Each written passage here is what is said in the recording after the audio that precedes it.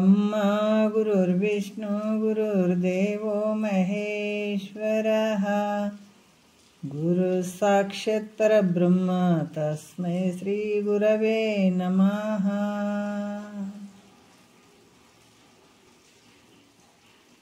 ಶ್ರೀ ಜಗದ್ಗುರು ಸಿದ್ಧಾರೂಢರ ಪಾದಕಮಲಗಳಿಗೂ, ಶ್ರೋತ್ರಿಯ ಬ್ರಹ್ಮನಿಷ್ಠ ಸದ್ಗುರು ಬಸವಾನಂದರ ಪಾದಕಮಲಗಳಿಗೂ, ಅವರ ಪ್ರತಿರೂಪದಂಥ ನಿಜಗುಣಪ್ಪನವರ ಪಾದಕಮಲಗಳಿಗೂ ನನ್ನ ದೀರ್ಘದಂಡ ಪ್ರಣಾಮಗಳನ್ನು ಸಲ್ಲಿಸುತ್ತಾ, ಎಲ್ಲ ಮಹಾತ್ಮರ ಪಾದಕಮಲಗಳಿಗೂ ನನ್ನ ದೀರ್ಘದಂಡ ಪ್ರಣಾಮಗಳನ್ನು ಸಲ್ಲಿಸುತ್ತಾ, ಮನದಲ್ಲಿ ಸ್ಮರಿಸಿಕೊಳ್ಳುತ್ತಾ, ತಮ್ಮೆಲ್ಲರಿಗೂ ವಂದಿಸುತ್ತಾ, ಇವತ್ತಿನ ಪರಮಾನುಭವದೇ ನಾಲ್ಕನೆಯ ಸಂಧಿ ಒಳಗೆ ಸೂತ್ರ 16ನೆಯ ಸೂತ್ರ ನಡೆದಂಥದ್ದು. ಭಾಳಷ್ಟು ವಿಚಾರಗಳನ್ನು ಇಲ್ಲಿ ಹೇಳುತ್ತಾರೆ. ಯಾಜ್ಞವಲ್ಕ್ಯ ಮೈತ್ರಾದೇವಿಗೆ ಹೇಳಿದಂಥ ವಿಚಾರ, ಬೃಹದಾರಣ್ಯಕ ಉಪನಿಷತ್ತಿನಿಂದ ಆಯ್ದಂಥ ವಿಚಾರ.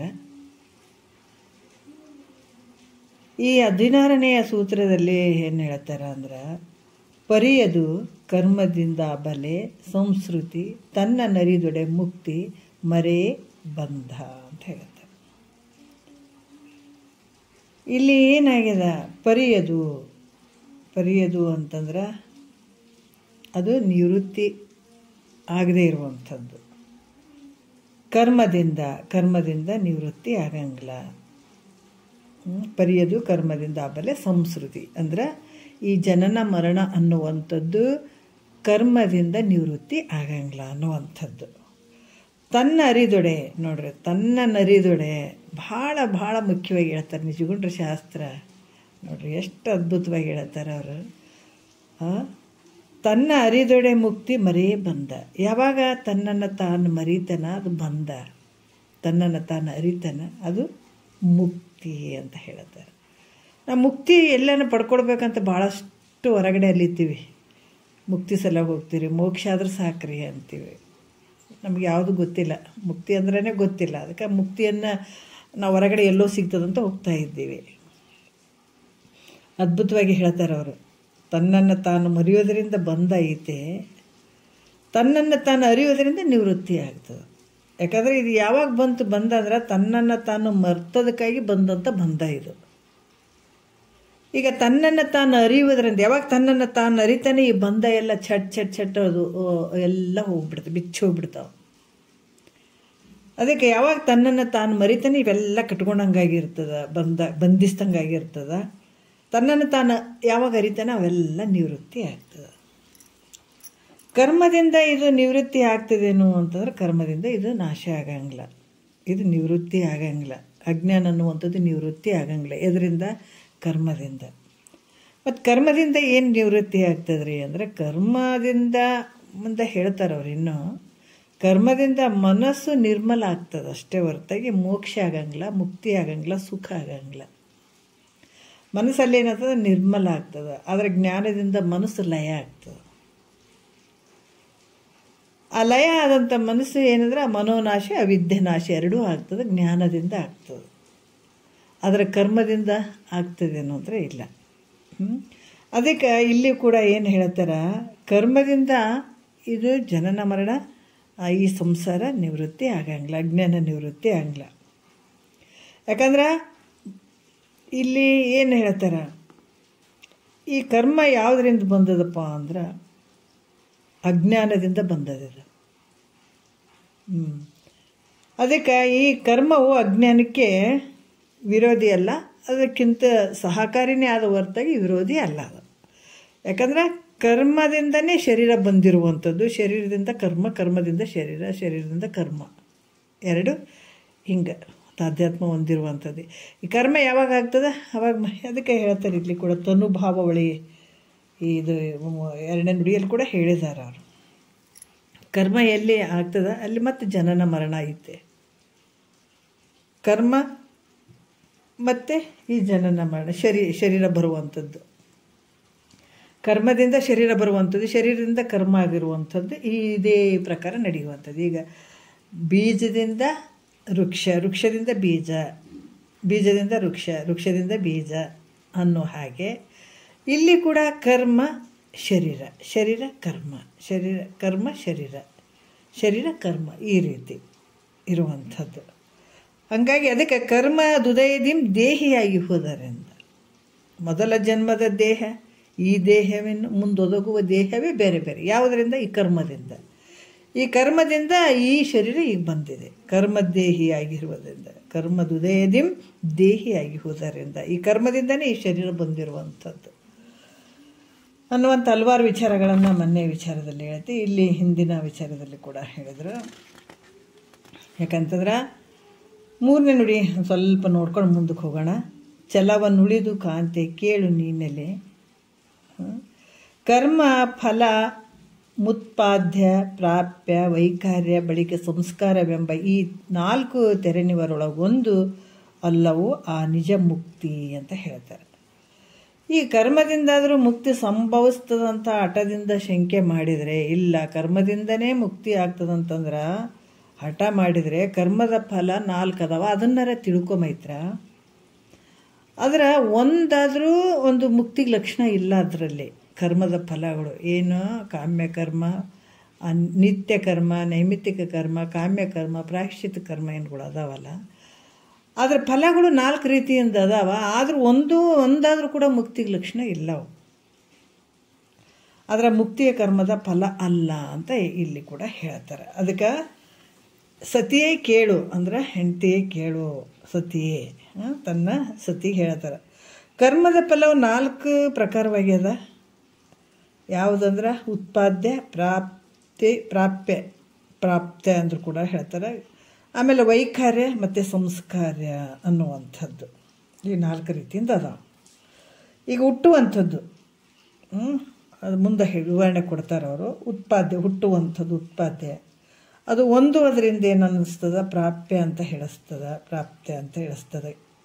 ಮತ್ತು ಅದಕ್ಕೆ ಕೆಡ್ತಾ ಹೋಗೋದ್ರಿಂದ ಅಕ್ಕಿ ಅದಾವ, ಅದು ಅನ್ನ ಮಾಡ್ತಾ ಹೋದ್ರಿಂದ ಅಕ್ಕಿಯ ಒಂದು ರೂಪ ಹೋಗ್ತದಲ್ಲ, ಅದು ವೈಕಾರ್ಯ ಅಂತ ಕೂಡ ಹೇಳ್ತಾರೆ. ಮತ್ತು ದೋಷ ನಿವೃತ್ತಿಯಾಗಿ ಶುದ್ಧತ್ವ ಪ್ರಾಪ್ತಿಯಾಗೋದ್ರಿಂದ ಅದು ಸಂಸ್ಕಾರ ಅಂತ. ಈಗ 4 ರೀತಿಯಿಂದ ಕರ್ಮದ ಫಲಗಳು ಅದಾವೆ, ಯಾವುದೇ ಕರ್ಮ ಮಾಡಲಿ. ಆದರೆ ಈ ಮೋಕ್ಷ ಅನ್ನುವಂಥದ್ದು 4 ಕರ್ಮಗಳ ಫಲಗಳಿಗೆ ವಿಲಕ್ಷಣವಾಗಿರುವಂಥದ್ದು. ಅಂದರೆ ಮುಕ್ತಿ ಉತ್ಪತ್ತಿಯು, ಯಾಕಂದ್ರೆ ಮುಕ್ತಿಗೆ ಉತ್ಪತ್ತಿಯೂ ಇಲ್ಲ, ಅದು ಹೊಂದುವಂಥದ್ದು ಅಲ್ಲ, ಕೆಡುವಂಥದ್ದು ಅಲ್ಲ, ಮತ್ತು ಅದನ್ನು ಬಿಡುವಂಥದ್ದು ಅಲ್ಲ. ನೋಡ್ರಿ ಈ ರೀತಿ ಈ ಒಂದು 4 ರೀತಿಯಿಂದ ಕರ್ಮದ ಫಲಗಳಿಗೆ ವಿಲಕ್ಷಣನಾಗಿರುವಂಥದ್ದು ಸತ್ಯ ಮುಕ್ತಿಯು. ಅಂದ್ರೆ ಇದು ಮಾತ್ರ ಯಾವಾಗಲೇ ನಿನ್ನ ಒಂದು ಈ ಕರ್ಮಕ್ಕೆ ವಿಲಕ್ಷಣನಾಗಿರುವಂಥದ್ದು, ನೀನು ಯಾವಾಗಲೂ ಸತ್ಯ ಇರುವಂಥದ್ದು, ಯಾವಾಗಲೂ ಇರುವಂಥದ್ದು. ಈ ಕರ್ಮದಿಂದನೇ ಮುಕ್ತಿ ಆಗ್ತದೆ ಅನ್ನುವಂಥದ್ದು ಹಠ ಮಾತ್ರ ಹೊರತಾಗಿ ಅದರಿಂದ ಪ್ರಯೋಜನ ಏನೂ ಇಲ್ಲ. ಅದರಿಂದ ನೀನು ಹಠ ಬುದ್ಧಿಯನ್ನು ಬಿಟ್ಟು ಕೇಳು, ಹಠ ಬುದ್ಧಿಯನ್ನು ಬಿಡು, ಹಠ ಮಾಡುವಂಥದ್ದು ಬೇಡ ಮೈತ್ರ. ನಿಶ್ಚಯವಾದ ಅರ್ಥವು ನಿನಗೆ ಹೊಳಿತದೆ. ಯಾವಾಗ ಹಠ ಮಾಡುವಂಥದ್ದು ನೋಡ್ರಿ, ತರ್ಕಭಾವ ಮಾಡುವಂಥದ್ದು ಇವು ಮೊದಲು ತೆಗೆದುಹಾಕಬೇಕು. ಸುಮ್ಮನೆ ತರ್ಕ ಮಾಡುವಂಥದ್ದು ಇರ್ತದೆ ಕೆಲವು ಸಲ. ಇದ್ರಾಗ ಸುಮ್ಮನೆ ಕೇಳ್ಕೊತ ಹೋಗೋದು, ತಿಳಿಲಿಲ್ಲ ಅಂದ್ರೆ ಹಿಂಗೆ ಅಂತ ಕೇಳಬಹುದು. ಆದರೆ ಕುತರ್ಕ ಅಂಥವೆಲ್ಲ ಸಲ್ಲದು, ಮಾಡಬಾರ್ದು. ಮತ್ತು ಇಲ್ಲಿ ಹಠ ಬುದ್ಧಿಯನ್ನು ಬಿಟ್ಟು ನೀ ಕೇಳಿದ್ರೆ ನಿನಗೆ ಈ ವಿಚಾರ ಒಳಿತದೆ, ತಿಳಿತದೆ ನಿನ್ನ. ಅದಕ್ಕೆ ನೀನು ಎಷ್ಟು ಶ್ರದ್ಧೆಯಿಂದ ವಿಶ್ವಾಸದಿಂದ ಕೇಳ್ತಿದ್ದಿ ಇವು ವಿಚಾರ ನಿನ್ನೊಳಗೆ ಅಳವಡ್ತಾವ. ಅದು ಸೂಕ್ಷ್ಮ ಬುದ್ಧಿಯಲ್ಲಿ ಇವು ತಿಳಿತಾವ ಅನ್ನುವಂಥದಕ್ಕಾಗಿ ಸೂಕ್ಷ್ಮವಾಗಿ ಇಲ್ಲಿ ವಿಚಾರವನ್ನು ಹೇಳುತ್ತಾರೆ ಅವರು. 4ನೇ ನುಡಿಯಲ್ಲಿ ಹೇಳುತ್ತಾರೆ. 4 ಈ ಏನು ಉತ್ಪಾದ್ಯ, ಪ್ರಾಪ್ತಿ, ಆಮೇಲೆ ಈ ವೈಕಾರ್ಯ ಮತ್ತು ಸಂಸ್ಕಾರ್ಯ, ಈ 4 ರೀತಿಯ ದೃಷ್ಟಾಂತಗಳನ್ನು ಕೊಟ್ಟು ಹೇಳ್ತಾರೆ. 4 ಕರ್ಮಗಳಿಗೆ 4 ದೃಷ್ಟಾಂತಗಳನ್ನು ಕೊಟ್ಟು ಅವುಗಳ ಫಲವು ಲೋಕಾಂತರ ಜನ್ಮಾಂತರಗಳಲ್ಲಿ ತಿರುಗುವುದೇ ಆಗಿರುವಂಥದ್ದು ಕರ್ಮದ ಫಲಗಳು ಅಂತ ಹೇಳ್ತಾರೆ ಅವರು. ಇಲ್ಲಿ ಏನು ಹೇಳ್ತಾರೆ 4ನೇ ನುಡಿಯಲ್ಲಿ ಹೇಳ್ತಾರೆ, ಭಾಳ ಅದ್ಭುತವಾಗಿ ಹೇಳ್ತಾರೆ. ಘಟಪುರ ತಂಡುಲ ಮುಕರವೆಂಬ ಎಂಬಿವನು ಸಂಘಟಿಸಿ ಮಾಡಿದ ನೈದಿದನು, ಮತ್ತೆ ಪಟುವನೆ ಪಚಿಸಿದ ನೂರೇ ಬೆಳಗಿದನೆಂಬ ನಟನೆ ತತ್ಫಲ 4ರ ಅನುಭಾವ ಅಂತ ಹೇಳ್ತಾರೆ ಇಲ್ಲಿ. ಘಟ ಅಂದರೆ ಕೊಡ, ಪುರ ಅಂದರೆ ಪಟ್ಟಣ, ಇವು 4 ದೃಷ್ಟಾಂತಗಳು ಕೊಟ್ಟು ಹೇಳ್ತಾರೆ. ತಂಡುಲ ಅಂದ್ರೆ ಅಕ್ಕಿ, ಮುಖರ ಅಂದ್ರೆ ಕನ್ನಡಿ. ಇವುಗಳನ್ನು ಅವರು ಈ ಜೋಡಿಸಿಬಿಟ್ಟು 4 ದೃಷ್ಟಾಂತಗಳನ್ನು ಕೊಡ್ತಾರೆ. ಹೆಂಗೆ ಈ ಕುಂಬಾರ ಘಟವನ್ನು ಉತ್ಪನ್ನ ಮಾಡಿದಂತೆ ಅಂದ್ರೆ ಮೊದಲ ಘಟ ಇತ್ತೇನಂದ್ರೆ ಇರಲಿಲ್ಲ. ಕುಂಬಾರ ಆಮೇಲೆ ಘಟವನ್ನು ಮಾಡ್ತಾನೆ ನೋಡ್ರಿ. ಘಟವನ್ನು ಮಾಡಿದಂತೆ ಕರ್ಮದ ಫಲ ಅದು ಉತ್ಪನ್ನ ಆಗಿರುವಂಥದ್ದು. ಕರ್ಮದ ಫಲ ಉತ್ಪನ್ನ ಆಗಿರುವಂಥದ್ದು ಹೆಂಗೆ ಮೊದಲು ಕೊಡ ಇರಲಿಲ್ಲ. ಕುಂಬಾರ ಏನು ಮಾಡಿದ, ಗಡಿಗೆಯನ್ನು ಮಾಡಿದ. ಅದರ ಮೊದಲಿತ್ತೇನು ಗಡಿಗೆ ಇರಲಿಲ್ಲ, ಅದು ಉತ್ಪನ್ನ ಆಗಿರುವಂಥದ್ದು. ಯಾವುದು? ಗಡಿಗೆ. ಅದ್ರಂಗ ಈ ಕರ್ಮದ ಫಲ ಉತ್ಪನ್ನ ಆಗಿರುವಂಥದ್ದು ಮೊದಲನೇದ್ದು. ಅದರಿಂದ ಇದು ಉತ್ಪಾದ್ಯ ಅಂತ ಹೇಳಿಸ್ಕೊಳ್ಪಡ್ತದೆ. ಕರ್ಮದ ಫಲದಲ್ಲಿ ಒಂದನೇದು ಉತ್ಪಾದ್ಯ ಅನ್ನುವಂಥದ್ದು. ಎರಡನೇದು ಮನುಷ್ಯನ ಒಂದು ಊರನ್ನು ಸೇರುವಂತೆ ಕರ್ಮದ ಫಲ ನೋಡ್ರಿ. ಈ ಲೋಕವನ್ನು, ಈ ಜನ್ಮವನ್ನು ಬಿಟ್ಟು ಲೋಕಾಂತರ ಜನ್ಮಾಂತರಗಳಲ್ಲಿ ಹೊಂದಲಿಕ್ಕೆ ಯೋಗ್ಯವಾಗಿರುವಂಥದ್ದು ಅಂತ ಹೇಳ್ತಾರೆ. ಯಾಕಂತಂದರೆ ಇದು ಕರ್ಮದ ಫಲ. ಇನ್ನೊಂದು ಏನಾಗ್ತದೆ ಅಂತಂದ್ರೆ, ಈಗ ಮನುಷ್ಯ ಒಂದು ಊರನ್ನು ಸೇರುವಂತೆ, ಒಂದು ಊರಿಗೆ ಹೋಗ್ಬೇಕಾದ್ರೆ ಆ ಊರನ್ನು ಸೇರ್ತಾನಲ್ಲ, ಅದ್ರಂಗೆ ಈ ಕರ್ಮದ ಫಲ ಏನಾಗ್ತದ, ಈ ಲೋಕವನ್ನು ಮತ್ತು ಈ ಜನ್ಮವನ್ನು ಬಿಟ್ಟು ಲೋಕಾಂತರಕ್ಕೆ ತೊಗೊಂಡು ಹೋಗುವಂಥದ್ದು ಇದು. ಮತ್ತು ಇಲ್ಲಿ ಮಾಡಿದಂಥದ್ದು ಮತ್ತೆ ಅಲ್ಲಿ ಮುಂದೆ ಲೋಕಾಂತರ ಗತಿಗಳನ್ನು ಅನುಭವಿಸುವಂಥದ್ದು ಇರ್ತದಲ್ಲ. ಈ ರೀತಿ ಇದು ಸೂಕ್ಷ್ಮ ಶರೀರದಲ್ಲಿ ಹೋಗುವಂಥದ್ದು, ಸೂಕ್ಷ್ಮ ಶರೀರ ಹೋಗುವಂಥದ್ದು. ಮನುಷ್ಯ ಊರನ್ನು ಸೇರುವಂತೆ ಕರ್ಮದ ಫಲ ಹೆಂಗದ, ಈ ಲೋಕವನ್ನು ಮತ್ತು ಈ ಜನ್ಮವನ್ನು ಬಿಟ್ಟು ಲೋಕಾಂತರ ಮತ್ತು ಈ ಜನ್ಮಾಂತರಗಳಲ್ಲಿ ಹೋಗುವಂಥದ್ದು. ಇದು ಗಮನ ಅಂತ ಕೂಡ ಹೇಳ್ತಾರೆ. ಗಮನ. ಅದಕ್ಕೆ ಈ ರೀತಿಯಾಗಿ ಇದು ಎರಡನೇದ್ದು ಪ್ರಾಪ್ಯ ಅಂತ ಹೇಳಿದಾರಲ್ಲ, ಇದು ಎರಡನೆಯದ್ದು. ಅದು ಕೂಡ ಈ ರೀತಿ ಕರ್ಮದ ಫಲ ಐತೆ. ಅದು ಗಮನ ಮಾಡುವಂಥದ್ದು, ಹೋಗುವಂಥದ್ದು, ಬರುವಂಥದ್ದು. ಈ ರೀತಿ ಯಾವುದ್ರದ್ದು? ಕರ್ಮದ ಫಲ. ಇಲ್ಲೇನು ಕರ್ಮ ಮಾಡಿದ್ವಿ ಮತ್ತು ಈ ಲೋಕವನ್ನು ಬಿಟ್ಟು ಹೋಗುವಂಥದ್ದು, ಮತ್ತು ಅಲ್ಲಿ ಜನ್ಮಾಂತರಗಳನ್ನು ಅನುಭವಿಸುವಂಥದ್ದು, ಮುಂದಿನ ಒಂದು ಲೋಕದಲ್ಲಿ ಕೂಡ ಈ ಸ್ವರ್ಗಾದಿ ಭೋಗಗಳನ್ನು ಅನುಭವಿಸುವಂಥದ್ದು, ಈ ರೀತಿಯಾಗಿ ಮಾಡಿಕೊಡುವಂಥದ್ದು ಇರ್ತದೆ. ಹಾಗಾಗಿ ಈ ರೀತಿ ಇದು ಪ್ರಾಪ್ಯ ಅಂದರೆ ಗಮನ ಮಾಡುವಂಥದ್ದು. ಇದು ಎರಡನೇದು ಕೂಡ. ಇದು ಪ್ರಾಪ್ಯ ಅಂತ ಕೂಡ ಹೇಳ್ತಾರೆ. ಪ್ರಾಪ್ಯ ಅಂತ ಕೂಡ ಹೇಳ್ತಾರೆ ಇದಕ್ಕೆ. ಮತ್ತು ಈಗ ಮೂರನೇದು ಏನಂದ್ರೆ, ಏನು ಅಕ್ಕಿ, ಈ ತಂಡುಲ. ತಂಡುಲ ಅಂತಂದ್ರೆ ಅಕ್ಕಿದು ಅಂತ ಹೇಳ್ತಾರೆ. ಅಕ್ಕಿ ಪಕ್ವ ಮಾಡಲ್ಲ. ಅದು ಏನಂದ್ರೆ ಬರೀ ಮೊದಲು ಅಕ್ಕಿ ಇರ್ತಾವೆ. ಅಕ್ಕಿನ ನಾವು ನೀರಲ್ಲಿ ಹಾಕಿ ಮತ್ತು ನಾವು ಒಲೆ ಮೇಲೆ ಇಟ್ಟಾಗ ಅದು ಅನ್ನ ಆಗ್ತದೆ, ಅನ್ನ ಆಗಿ ಮಾರ್ಪಡ್ತದೆ. ಆದ್ರೆ ಅನ್ನವು ಆ ಬೆಂಕಿಯ ಶಾಖದಿಂದ ವಿಕಾರ ಹೊಂದುತ್ತಾ ಅದು ಪೂರ್ವ ರೂಪನ್ನು ಕಳ್ಕೋತದೆ. ಮೊದಲು ಅಕ್ಕಿ ಇದ್ದದ್ದನ್ನು ಪೂರ್ವ ರೂಪ ಕಳ್ಕೊಂಡು ನಂತರ ಅದು ಉತ್ತರ ರೂಪಾಂತರ ಹೊಂದುತ್ತದೆ. ಮೊದಲ ಪೂರ್ವದಲ್ಲಿ ಏನಿತ್ತು, ಅಕ್ಕಿ ಇತ್ತು. ಅದನ್ನು ಇದರಲ್ಲಿ ಬೆಂಕಿಯ ಶಾಖದಿಂದ ಏನಾಯ್ತದು, ಪೂರ್ವ ರೂಪವನ್ನು ಬಿಟ್ಟಿತು, ಉತ್ತರ ರೂಪವನ್ನು ಪಡೀತು, ಅನ್ನ ಆಯಿತು. ಹಂಗೆ ಈ ಕರ್ಮದ ಫಲವಾದರೂ ಇದ್ದಂತೆ ಇರದೆ ರೂಪಾಂತರ ಹೊಂದುವಂಥದ್ದು ಕರ್ಮದ ಫಲ. ಭಾಳ ಚಂದ ಹೇಳ್ತಾರೆ ನೋಡ್ರಿ ವಿಷಯಗಳಿವು. ಯಾಕಂದ್ರೆ ಈ ರೀತಿಯಾಗಿ ಈ ಕರ್ಮದ ಫಲ ಹೆಂಗೈತೆ ಅಂದ್ರೆ ಅದು ಇದ್ದಂತೆ ಇರೋಂಗಿಲ್ಲ.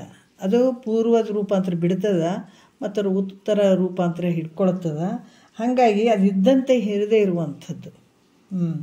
ಈ ರೀತಿಯಾಗಿ ಇದು ಇದ್ದಂತೆ ಇರದೆ ರೂಪಾಂತರವನ್ನು ಹೊಂದುವಂಥದ್ದಾಗಿರುವಂಥದ್ದಕ್ಕೆ ಇದಕ್ಕೆ ವೈಕಾರ್ಯ, ವಿಕಾರ ಅಂತ ಕೂಡ ಹೇಳ್ತಾರೆ. ವೈಕಾರ್ಯ ಅಂತ ಕೂಡ ಹೇಳ್ತಾರೆ. ಅಂದರೆ ಇದು ನಾಶ ಆಗ್ತದೆ ಅನ್ನುವಂಥದ್ದು. ಇದು ಇದ್ದಂಗೆ ಇರ್ತದೆ ಅನ್ನಂದರೆ ಇಲ್ಲ, ಇರೋಂಗಿಲ್ಲ. ಇದು ನಾಶ ಆಗುವಂಥದ್ದು, ಕ್ರಮೇಣ ನಾಶ ಆಗುವಂಥದ್ದು ಇದ್ರ ಫಲ. ಯಾವುದ್ರದ್ದು? ಕರ್ಮದ ಫಲಗಳು. ಅದಕ್ಕೆ ಈ ರೀತಿ ಈಗ ಮತ್ತು ಈ ಬೂದಿ ಮೊದಲಾದ ಕನ್ನಡಿ ಭಾಳ ಗಲೀಜಾಗಿರ್ತದೆ. ಈ ಬೂದಿ ತೊಗೊಂಡು ಮತ್ತು ಈ ಸಣ್ಣ ಯೂಬತಿ ಇಂಥವು ತೊಗೊಂಡ್ಬಿಟ್ಟು ಏನು ಮಾಡ್ತೀವಿ, ಅದನ್ನು ಕ್ಲೀನಾಗಿ ಒರೆಸಿದಾಗ ಅದು ಚೆನ್ನಾಗಿ ಬೆಳಗ್ತದೆ, ಅಂದ್ರೆ ಹೊಳಿತದೆ ಕನ್ನಡಿ. ಆ ಕನ್ನಡಿಯ ಅಶುದ್ಧತ್ವವು ಹೋಗ್ತದೆ. ಮತ್ತು ಶುದ್ಧತ್ವ ಹೆಂಗೆ ಪ್ರಾಪ್ತಿ ಆಯಿತೋ ಹಂಗೆ ಕರ್ಮದ ಫಲವು ಅಂತಃಕರಣದ ಅಶುದ್ಧತ್ವವನ್ನು ಕಳೀತದೆ. ಈ ಕನ್ನಡಿ ಭಾಳ ಕಲ್ಮಶ ಆಗ್ಯದಂದ್ರೆ ಬೂದಿ ತೊಗೊಂಡು ಒಂದು ಯುವತಿ ಏನಾರ ತೊಗೊಂಡು ಅದನ್ನು ನೀಟಾಗಿ ಅದು ಒರೆಸಿದಾಗ ಏನಾಗ್ತದೆ, ಅದು ಚೆನ್ನಾಗಿ ಹೊಳಿತದೆ. ಅದೇ ರೀತಿ ಕರ್ಮದ ಫಲ ಏನಾಗ್ತದೆ, ಅಂತಃಕರಣವನ್ನು ಶುದ್ಧ ಮಾಡುವಂಥದ್ದು. ಅಲ್ಲಿ ನಿಷ್ಕಾಮ ಕರ್ಮ ಮಾಡಿದಾಗ ಅಂತಃಕರಣ ಶುದ್ಧ ಆಗ್ತದೆ ಅಂತ ಹೇಳ್ತೀವಲ್ಲ, ಆ ರೀತಿ ಅಲ್ಲಿ ಅದಕ್ಕೆ ಹೇಳ್ತಾರೆ ಅದು ನಿಷ್ಕಾಮ ಕರ್ಮ ಕೂಡ ಹೆಂಗಿರ್ಬೇಕಂದ್ರೆ ಮಾಡಿದೆ ಅನ್ನುವಂಥದ್ದು ಮನದಲ್ಲಿ ಕೂಡ ಸುಳಿಬಾರ್ದು, ಅದು ಹಂಗಿರಬೇಕು. ಇದು ಯಾವುದಕ್ಕೆ ಅಂತ ಕನ್ಸು ಇಲ್ಲ ನಾವು ಮಾಡೀವ್ರಿ ಇಲ್ಲರಿ ಅಷ್ಟು ಮಾಡಿದೀವ್ರಿ ಇಷ್ಟು ಮಾಡಿದೀವ್ರಿ ಹಂಗೆ ಮಾಡಿದೀವಿ, ಪುಣ್ಯದ ಕೆಲಸಗಳನ್ನು ಮಾಡಿದ್ದೀವಿ, ಇದು ಮಾಡಿದ್ದೀವಿ ಅದು ಮಾಡಿದ್ದೀವಿ ಅಂತ ಏನು ನೀನು ಪುಣ್ಯದ ಕೆಲಸಗಳನ್ನು ಮಾಡಿದ್ದು ಕೂಡ ಕರ್ಮಗಳನ್ನು ಮಾಡಿದ್ದು ಕೂಡ ನಾನು ಇಷ್ಟು ಮಾಡಿದೆ ಅಷ್ಟು ಮಾಡಿದೆ ಅಂತ ಹೇಳ್ಕೊಡೋದು. ಹೇಳಿದರೆ ಅಲ್ಲೇ ಹೋಯ್ತು ಫಲ. ನೀ ಏನಾದರೂ ಕರ್ಮವನ್ನು ಮಾಡಿ ನಾನು ಇಷ್ಟು ಮಾಡಿದೆ ಅಷ್ಟು ಮಾಡಿದೆ ಪುಣ್ಯದ ಏನೇ ಮಾಡಿದ್ದು ಕೂಡ ಪುಣ್ಯವನ್ನು ಮಾಡಿದ್ದಾಗಿರ್ಬೋದು, ಏನೇ ಮಾಡಿದ್ದಾದರೂ ಕೂಡ ನಾನು ಮಾಡಿದೆ ಅಂತ ನೀನೇನು ಸಂತೋಷಪಟ್ಟು ಇನ್ನೊಂದು 4 ಜನರ ಹತ್ರ ನೀನು ಹೇಳ್ಕೊಂಡು ಹೋದೆ ಅಂದರೆ ಅದ್ರ ಫಲ ಅಲ್ಲಿಗೆ ಮುಗೀತು, ಮತ್ತು ಮುಂದೆ ಅದಕ್ಕೆ ಫಲಗಳಿಲ್ಲ. ಆದರೆ ನೀನು ಯಾರಿಗೂ ಹೇಳಲಾರ್ದನೆ ಅದಕ್ಕೆ ನಿನ್ನ ಮನಸ್ಸಿನಲ್ಲಿ ಕೂಡ ನಾನು ಮಾಡಿದೆ ಅನ್ನುವಂಥದ್ದು ಉಳಿಬಾರ್ದು. ಹಿಂಗದು ನಿಷ್ಕಾಮ ಕರ್ಮ ಅಂದರೂ ಕೂಡ ಹಿಂಗಿರ್ಬೇಕದು. ಅದಕ್ಕೆ ಇದನ್ನು ಎಲ್ಲಿಗೆ ತೊಗೊಂಡು ಹೋಗ್ತಾರಂದ್ರೆ ಮತ್ತೆ ಇಲ್ಲಿಗೆ ಬರಬೇಕದು. ಅಲ್ಲಿ ಯಾವತ್ತು ಅದಕ್ಕೆ ಮಾಡಿದೆನೆಂಬುದು ಮನದಲ್ಲಿ ನೆನೆದರೆ ಏಡಿಸಿ ಕಾಡಿತ್ತು ಶಿವನ ಡಂಗುರ ಅಂತ ಹೇಳ್ತಾರೆ ನೋಡ್ರಿ ಮಹಾತ್ಮರು. ಯಾಕೆ ಇದನ್ನು ವಿಚಾರಗಳು ಹೇಳ್ತಾರೆ? ಒಂದೊಂದು ವಿಚಾರಗಳು ನಮಗೆ ಇಟ್ಟಿದ್ದಾರೆ, ಉತ್ತರನೂ ಇಟ್ಟಿದ್ದಾರೆ, ಪ್ರಶ್ನೆನೂ ಇಟ್ಟಿದ್ದಾರೆ. ನಾನು ಮಾಡಿದ್ದೀನಿ ಅಂತ ನನ್ನ ಮನಸ್ಸಿನಲ್ಲಿ ಕೂಡ ಅದು ಉಳಿಬಾರ್ದಂದಾಗ ಇನ್ನೊಬ್ರಿಗೆ ಬೇರೆದ ಹತ್ರ ಹೇಳ್ಕೊಳ್ಳೋದಂತೂ ದೂರೇ ಉಳಿತು ಅಲ್ಲ. ಅದು ಯಾವಾಗ ನಾವು ಹೇಳ್ಕೊಡದೆ ಇದ್ದಾಗಿಂದು ಅದು ನಮ್ಮ ಮನಸ್ಸಿನಲ್ಲಿ ಕೂಡ ಅದು ಮಾಡಿದ್ದೀನಿ ಅನ್ನುವಂಥದ್ದು ಕೂಡ ಇರಬಾರ್ದು. ಅಂದಾಗ ಮಾತ್ರ ಅದು ಅಂತಕಣ ಶುದ್ಧ ಆಗುವಂಥದ್ದು. ಅದಕ್ಕೆ ಇಲ್ಲೇನಾಯಿತು ಅಂತಂದ್ರೆ ಶುದ್ಧತ್ವ ಹೆಂಗೆ ಪ್ರಾಪ್ತ ಆಗ್ತದೆ, ಅಶುದ್ಧತ್ವ ಹೋಗಿ ಶುದ್ಧತ್ವ ಹೆಂಗೆ ಪ್ರಾಪ್ತಿ ಆಯಿತು, ಹಾಗೆಯೇ ಕರ್ಮದ ಫಲವು ಅಂತಕಣದ ಅಶುದ್ಧತ್ವವನ್ನು ಕಳೆದು ಶುದ್ಧವಾದ ಅಂತಕಣವನ್ನು ಮಾಡುವಂಥದ್ದು. ಅದಕ್ಕೆ ಹೇಳುವಂಥದ್ದು ಇದು ಕರ್ಮದಿಂದ ಏನಾಗ್ತದೆ, ಅಂತಕಣ ಮನಸ್ಸು ನಿರ್ಮಲ ಆಗಿರುವಂಥದ್ದು. ಜ್ಞಾನದಿಂದ 2 ಫಲಗಳು ಬೇರೆ ಬೇರೆ ಅದಾವೆ, ಕರ್ಮದ್ದು ಮತ್ತು ಜ್ಞಾನದ ಫಲಗಳು ಬೇರೆ ಅದಾವೆ. ಈ ರೀತಿಯಾಗಿ ಇಲ್ಲಿ ಏನಾಗ್ತದ ಅಂತಂದ್ರೆ ಅಥವಾ ಅಂತಕಣ ಶುದ್ಧ ಮಾಡ್ತದ ಅಥವಾ ಹೀನ ಜನ್ಮವನ್ನು ಕಳೆದು ಉತ್ತಮವಾದ ದೇವತ್ವಾದಿ ಜನ್ಮವನ್ನಾರ ಕೊಡ್ತದದು. ಅಂದರೆ ಕರ್ಮದ ಫಲ ಏನಾಗ್ತದ, ಅಂತಕಣ ಶುದ್ಧನೂ ಮಾಡ್ತದ, ವೆಲಗಿ ಭಾಳ ಹೀನ ಜನ್ಮಕ್ಕೆ ಬರುವಂಥದ್ದಿತ್ತು ಅಂತಂತಂದ್ರೆ ಉತ್ತಮವಾದ ದೇವತ್ವಾದಿ ಅಂದರೆ ಭಾಳಷ್ಟು ಪುಣ್ಯ ಮಾಡಿದಾಗ ಅಲ್ಲಿ ದೇವತೆಯ ಜನ್ಮವನ್ನು ಕೂಡ ಕೊಡ್ತದದು. ಯಾವುದರಿಂದ? ಕರ್ಮದ ಫಲ. ಅದಕ್ಕೆ ಗತಿಗಳು ಅಂತ ಹೇಳ್ಯದಲ್ಲ, ಯಾವುದ್ರದಂದ್ರೆ ಸಾಲೋಕ್ಯ, ಸಾರೂಪ್ಯ, ಸಾಮೀಪ್ಯ, ಸಾಯುಜ್ಯ ಅಂತ ಇವೆಲ್ಲ ಹೇಳಿದಲ್ಲ, ಇದು ಕರ್ಮದ ಫಲಗಳು ಇವು. ಆದರೆ ಇವು ಶಾಶ್ವತ ಏನಂದರೆ ಶಾಶ್ವತ ಅಲ್ಲ. ಅವು ಎಷ್ಟು ನಿನ್ನ ಪುಣ್ಯ ಮಾಡಿರ್ತಿದೆ ಅಷ್ಟು ಮಾತ್ರ ಅಲ್ಲಿ ನಡೆಯುವಂಥದ್ದು, ಆಮೇಲೆ ತಿರುಗ ಬರುವಂಥದ್ದು. ಕ್ಷೀಣ ಪುಣ್ಯ ಮರ್ತ್ಯಲೋಕ ವಿಂಶತಿ ಅಂತ ಹೇಳ್ತಾರೆ. ಹಂಗಾಗಿ ಮತ್ತು ಅದರಿಂದ ಈ ಜನ್ಮವನ್ನು ಕೊಡ್ತದೆ. ಅದರಿಂದ ಸಂಸ್ಕಾರ್ಯ ಅಂತ ಹೇಳಲ್ಪಡ್ತದೆ. ಅದಕ್ಕೆ ಸಂಸ್ಕಾರ್ಯ ಅಂದ್ರೆ ಅದು ಈ ಅಶುದ್ಧತ್ವ ಹೋಗಿ ಶುದ್ಧತ್ವ ಬರುವಂಥದ್ದು. ಇದಕ್ಕೇನು ಹೇಳ್ತಾರ ಅಂತಂದ್ರೆ ಈ ಸಂಸ್ಕಾರ್ಯ ಅಂತ ಹೇಳ್ತಾರೆ. ಈ ಕರ್ಮದ ಫಲವು ಉತ್ಪಾದ್ಯ, ಪ್ರಾಪ್ಯ, ವೈಕಾರ್ಯ, ಸಂಸ್ಕಾರ ಅಂತ ಈ 4 ರೂಪವಾಗಿ ಇರುವಂಥದ್ದು ಕರ್ಮದ ಫಲಗಳು. ಆದರೆ ಇದರ ಫಲವು ಲೋಕಾಂತರ ಜನ್ಮಾಂತರಗಳಲ್ಲಿ ಅಂದ್ರೆ ಈ ಲೋಕಾಂತರ ಈ ಫಲ ಹೆಂಗದ, ಈ ಲೋಕಾಂತರಗಳಲ್ಲಿ ಆಗಿರ್ಬೋದು, ಜನ್ಮಾಂತರಗಳಲ್ಲಿ ಆಗಿರ್ಬೋದು, ಇದು ಒಂದು ತನ್ನ ನರ್ತನವನ್ನು ಮಾಡುವಂಥದ್ದು ಇದ್ರ ಫಲ. ಹೋಗುವಂಥದ್ದು, ಬರುವಂಥದ್ದು, ಇದೆಲ್ಲ ನಡೆಯುವಂಥದ್ದು. ಆದರೆ ಇದು ಶಾಶ್ವತ ಐತೇನಂದ್ರೆ ಇಲ್ಲ. ಆದರೆ ಜ್ಞಾನದ ಫಲ ಅಂತಂದ್ರೆ ಇದು ಮೋಕ್ಷಕ್ಕಿಂತಲೂ ಕರ್ಮ ಫಲವು ವಿಲಕ್ಷಣ ಆಗ್ಯದ. ಇದು ಜ್ಞಾನದ ಒಂದು ಫಲ ಐತಲ್ಲ, ಆ ಜ್ಞಾನದ ಫಲವಾದಂಥ ಈ ಮೋಕ್ಷಕ್ಕಿಂತಲೂ ಕರ್ಮದ ಫಲ ಭಿನ್ನ ಐತಿ. ಎರಡೂ ಭಿನ್ನ ಅದಾವ. ಮೋಕ್ಷದ ಫಲನೇ ಬೇರೆ ಅದ, ಕರ್ಮದ ಫಲನೇ ಬೇರೆ ಅದ. ಹಾಗಾಗಿ ಅದರಿಂದ ಜ್ಞಾನ ಕರ್ಮಗಳಿಗೆ ಸಮುಚ್ಚಯ ಎಂದೆಂದೂ ಆಗಂಗಿಲ್ಲ. 2 ಸಮ ಅಂತ ಹೇಳೋಕ್ಕೆಂದೂ ಆಗಂಗಿಲ್ಲ. ಅದನ್ನು ನಾವು ಅರ್ಥ ಮಾಡ್ಕೋಬೇಕು. ಹಾಗಾಗಿ ಈ ಜ್ಞಾನ ಕರ್ಮಗಳಿಗೆ 2 ಸಮುಚ್ಚಯ ಆಗದನ್ನುವಂಥ ಭಾವ. 2 ಕೂಡಂಗಿಲ್ಲ. 2 ಜ್ಞಾನದ ಫಲನೇ ಬೇರೆ, ಕರ್ಮದ ಫಲನೇ ಬೇರೆ. ಇವೆರಡು ಯಾವತ್ತೂ ಕೂಡಂಗಿಲ್ಲ ಅನ್ನುವಂಥದ್ದು. ಮತ್ತು ಈ ಕರ್ಮಫಲಕ್ಕೆ ವಿಲಕ್ಷಣವಾದಂಥ ಜ್ಞಾನ ಫಲದ ಮೋಕ್ಷವನ್ನು ಹೇಳ್ತಾರೆ. ಏನು ಹೇಳ್ತಾರೆ ನೋಡೋಣ. 5ನೇ ನುಡಿ ಭಾಳ ಚಂದ ಹೇಳ್ತಾರೆ. ಅದರಿಂದ ಮಿದರೊಳ ಆವುದು ವೆನಲಿಲ್ಲವೋ ಆ ಸದಮಳ ನಿಷ್ಕಳ ವಿಭು ನಿತ್ಯ ಪದವಾದ ಮೋಕ್ಷವದು ಕರ್ಮದಿಂದ ಮೆಂಬುದು ಪುಸಿ ತನ್ನ ನರಿಯೇ ಮುಕ್ತಿ ಅಂತ ಹೇಳ್ತಾರೆ. ಅದರಿಂದ ಅಂದ್ರೆ ಕರ್ಮಫಲವು ಹೀಗಿರುವ ಕಾರಣ ಅದರಿಂದ ಇದರೊಳು ಅಂದರೆ ಈ ಕರ್ಮಫಲದಲ್ಲಿ ಯಾವುದೊಂದಕ್ಕೂ ಮೋಕ್ಷ ಅಂತ ಏನು ಹೇಳಕ್ಕೆ ಬರೋದೇ ಇಲ್ಲ.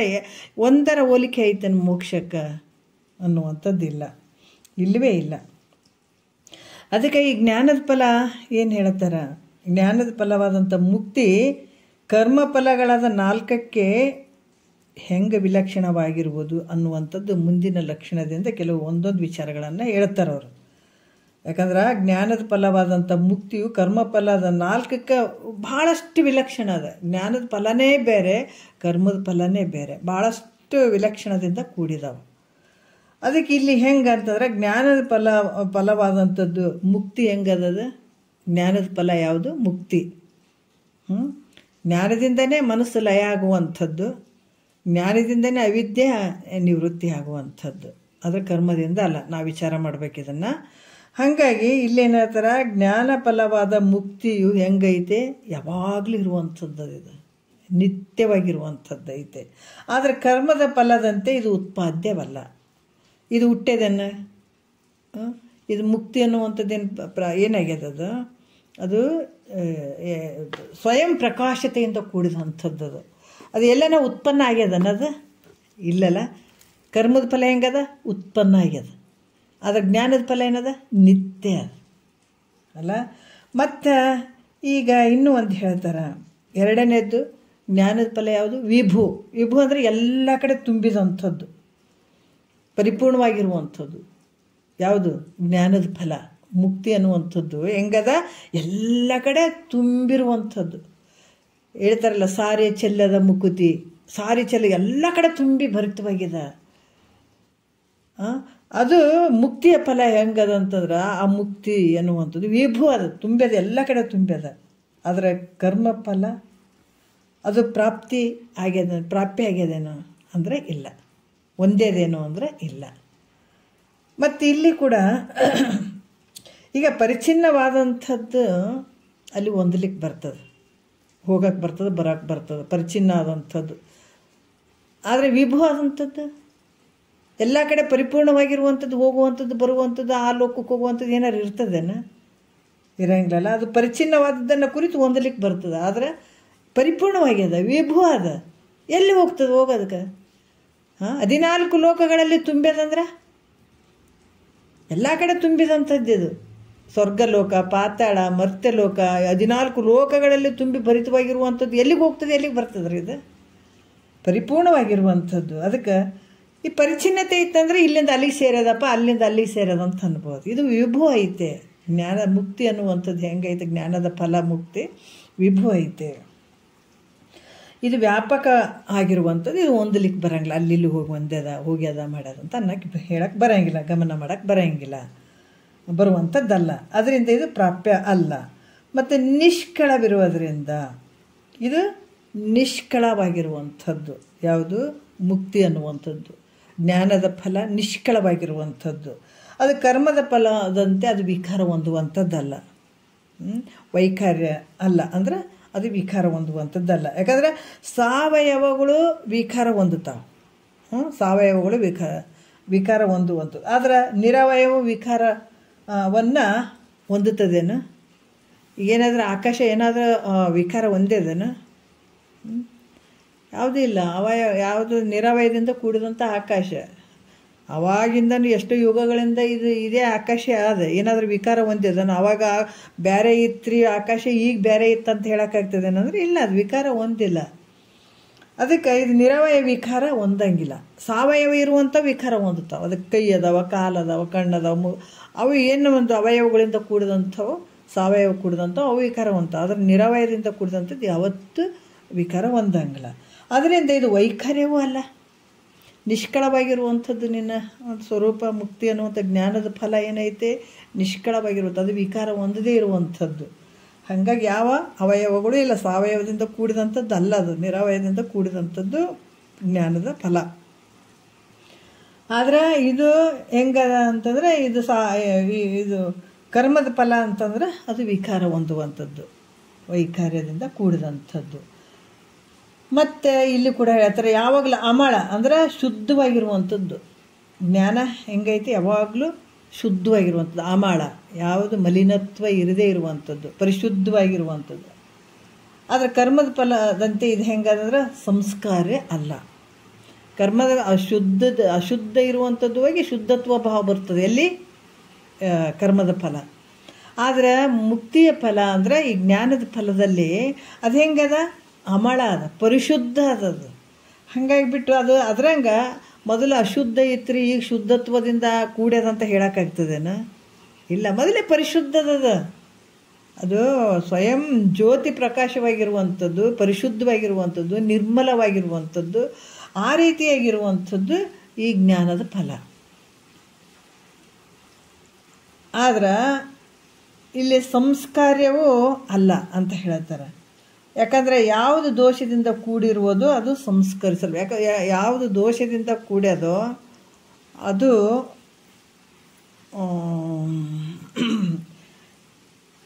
ಅದು ಯಾಕಂತಂದರೆ ಯಾವುದು ದೋಷದಿಂದ ಕೂಡಿರ್ತದೋ ಅದು ಶುದ್ಧತ್ವದಿಂದ ಅಶುದ್ಧ ಆಗ್ಯದಂತ ಹೇಳಲಿಕ್ಕೆ ಸಾಧ್ಯ ಆಗ್ತದೆ.